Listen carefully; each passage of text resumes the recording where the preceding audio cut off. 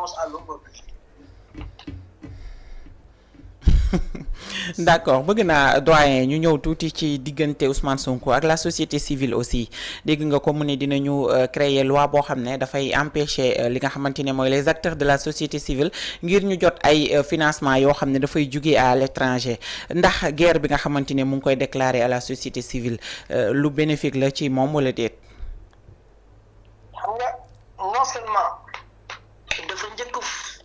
dafa njëkk wan Sénégalais yi ci déclaration boobu que ni moom daan na def lu illégal moom ci xam moo reconnaître ni daan na def lu dul yoon. lu mu reconnaître daan na def lu dul yoon yéen ñaata yoon ngeen daan dégg fi Kopar Express. bari na. ñaata yoon ngeen daan dégg Kopar Express. bari na. léegi nag boo jógee ci loolu moom il n'avait pas été payé par Oxfam. sur une conférence bi mu def. organisation yooyu nooy financer société civile moom dañ ko jëloon mu dem defi conférence Oxfam def na ko avec beaucoup d'organisations au Sénégal moom bosam ñi def ko avec des millions mais léegi conséquences yu muy amee lan la société civile boobu muy wax ñi nga xam ni ñoom ñooy les partenaires du Sénégal mais ñooñu ñoo créé agence yooyu di financer les sociétés civiles à travers le monde. société civile yi wax noonu ñi nga xam ne ci ñoom lay dem di sukkandiku ci yenn yi mais ñooñu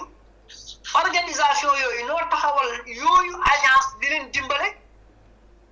ci àq ak yelleefu doomu aadama mooy ça veut dire que ni man képp kuy taxawal àq ak yelleefu doomu aadama fii ci Sénégal. dan la war a tëj waratoo am financement ça veut dire que ni yow waratoo exister donc lay défendre loolu waratul am justice moom dañ koy tegee boobu ndax yow yaa ni wax justice bi moom maa day taal yow yaa ngi ko wax. donc il ignore que organisation yooyu bañ nañ ko ba seen puissance ak ñi nga xam ne ñoo leen di dimbale dañ leen di boole sax bu élection amee ci àdduna bi. ci Afrique mi nga xam ne toujours élection day am problème dañ leen di jox mandat ñi dem di surveiller ji da ngay gis ñoom Alioune Tine ni leen ni leen tey jii boole nañ leen ci superviseur Nations Unies boole na leen ci pour les élections au Tchad wala au Congo en Namibie et cetera donc c'est-à-dire que ni mesuré wul loolu yëpp mesuré wul loolu yëpp donc et c'est ça le malheur est-ce que tey jii l'opposition sénégalaise du opposé Macky Sall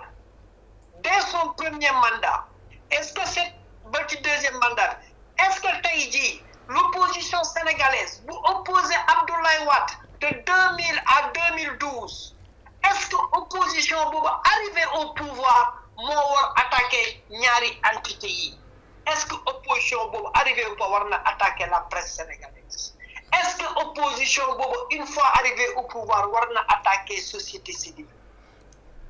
mais ñi daan génn di dénoncer les détentions de Abdoulaye Wade à l'époque de Diouf ñan la c'était la presse et la société civile ñan ñoo doon dénoncer yi fi jàlloon yépp ba yegg ci moom ñan la woon mais c'est extraordinaire on ne peut pas vouloir quelque chose et en même temps vouloir son contraire c'est pas possible. Voilà pourquoi je dis que le gars a besoin de quelqu'un pour mën a dugal ci biir bopp bi. Est-ce que tey jii un gars comme Birahim Seck war na wax attaqué par un opposant qui vient d'arriver au pouvoir est-ce que tey Alioune Tine avec tout ce qu'il représente en Afrique est-ce que ce gars-là tey jii quelqu'un qui a combattu Abdou Diouf qui a combattu Abdoulaye Wade qui a combattu Macky Sall mën na di attaquer ces gens-là mais c'est pas possible. loolu incohérence la loolu c'est pour nous dire que ni je suis venu pour être un dictateur si vous le permettez maintenant permettre que mooy lan c'est bàyyi que largement mu rendre la vie difficile à cette société civile kooku c'est l'affaire de tous les Sénégalais parce que cette société civile là nekku fi pour boppam mais daf fi nekk pour askan wi et c'est le moment de le dire que société civile bi ban kanam nag la war taxawee pour faire face au monstre. am na solo alors Tange. waa doyen tey fi nga ñëw noonu ci société civile bi si lay ñëw. quand on nous parle de société civile tey yaa ngi États-Unis ce sont des organisations no profit gouvernementales et quand on parle de liberté et de démocratie société civile daf ci am pàcc tey la presse daf ci am pàcc parti au pouvoir am ci pàcc l'opposition am ci pàcc tey ñu gis ni que mu yëkkati ay kaddu aussi attaqué ko société civile wax nga ko léegi ci sa biir wax donc il est venu pour imposer sa dictature est-ce que il n'est pas en train d'installer li nga xamante ni maanaam mooy doxal dictature ci réew parce que quand on dit que dañuy interdire les financements yu jógee étranger pour dugg ci société civile wax nga ko léegi moom ci boppam dafa firndeel ni que mi ngi doon def lu illégal alors que tey Sénégal dafa ratifier ay conventions ak organismes internationaux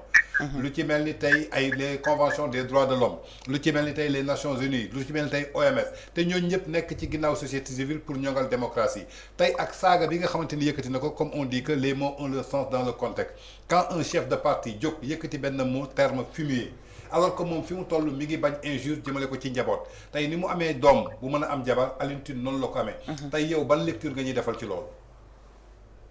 xam nga kii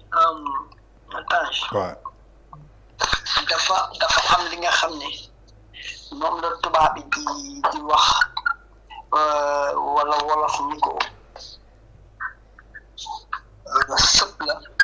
la ko bët la ci biir da nga am un premier ministre bu ñëw ci ndawu askan wi il n'a pas singé Albert Camus qui disait la liberté n'est pas l'absurde droit de tout dire mais elle est le jugement qui permet de distinguer ce qu'il convient de dire mu toog ci suñu assemblée bi singéwul Voltaire qui a dit que je ne suis pas d'accord avec ce que vous dites mais je me battrai jusqu'à la mort pour que vous ayez le droit de le dire. cerveau yooyu am ci àdduna bi yëpp borom xel yu rafet yi yu rafet yooyu yëpp nekkee jàngal suba ak ngoon ñu nekk référence ci àdduna bi nga indi sur les Africains nga jaar de Abdoulaye Wade bi la jege nga jaar de Nelson Mandela entre autres ñooñu ñëpp nga bàyyi leen devant l'Assemblée tu nous fais vivre Idi Amin kooku wan na la boppam nga bàyyi esprit brillant yooyu yëpp ak lu ñu wax ci liberté d'expression lu ñu wax ci démocratie et tout nga indil ñu Idi Amin Tange leneen lan nga bëggati tu toog ci kanamu askan bi di fàttali nit ñi li Idi Amin waxu loolu lu Albert Camus wax waxu loolu lu George Orwell wax waxu loolu lu Noam Chomsky wax waxu loolu lu Voltaire wax waxu loolu lu Mandela wax nga indi lu Idi Amin mais kii war na la boppam Tange kii war na c'est-à-dire amul beneen explication bi nga xam ni di mën nañ ko di wax parce que ki mu indi ci ndawu askan bi moo leer kooku dañu xam lan la nekkee woon ci àdduna bi Ouganda ce n'est même plus un débat ça que le gars-là est là pour imposer une force bi nga xam ne dafa yaakaar moom rek moo ko détenir dans ce pays-là et que xamul ni yorewul force bi képp ki nga xam ni da nga jóg ngay xeexal askan wala ngay wax askan wi li nga xam ni daf koy dëgëral ci koom-koomam daf koy dëgëral ci suturaam daf koy dëgëral ci libertéem askan wi dina la topp ba keroog ñuy gis leneen askan wi bu ñu gisee leneen di nga xam ni kon moomuloo askan wi li nga doon wax rek ni ñu gëm mais bu la gisee ci biir terrain bi mais Ousmane Sonko bi mu nekkee premier ministre attaque yu mu amee est-ce que am na ko bi mu nekkee opposant non ñaata plateau nooy génn tey di critiquer l'action de Ousmane Sonko est-ce que bi mu nekkee opposant amoon na nga kenn sañul woon sa wax parce que ni li mu doon wax nit bu ko dégg da nga koy nangu nit bu ko nga dégg da nga koy nangu parce que lépp lu muy wax pour yow la da nga ciy gis sa bopp mais bu mu demee en activité gis nañu li mu doon wax dafa méngoo complètement ci ni nga xam ni moom mooy son comportement donc le gars il n'est rien d'autre qu'un dictateur bi nga xam ni dafa wér ci kanamu nit ñi il faut le dire c'est-à-dire que il faut le dire parce que mais xool leen Ousmane Sonko buy wax il est énervé te yow yaa ngi leen nguur te yow Sénégalais yi lan lañ la war a joxal ci lan mooy yow poste bi ngeen occupé mooy poste yi gën a kawe ci Sénégal amatul leneen lu ko gën a kawe lu la Sénégalais mën a jox la dem rek nga remplacer yàlla la Sénégalais yi deseel amul leneen mais tey jii li ngay wane mooy doole bi nga xam ne Sénégalais yi ñoo la ko jox en fait il faut pas avoir peur de le dire le gars est parti pour être un dictateur maintenant c'est aux Sénégalais de le refuser au fait donc Tange quelqu'un qui nous parle de Idi Amin wan nañu boppam ba noppi s'il nous parlait du prophète ñu gëm ni xëy na taxawaayu yonent bi la s'il nous parlait de Voltaire ñu xam ni c'est l'idée de Voltaire s'il nous parlait de George Orwell ñu xam ni il parle taxawaay boobu lay taxaw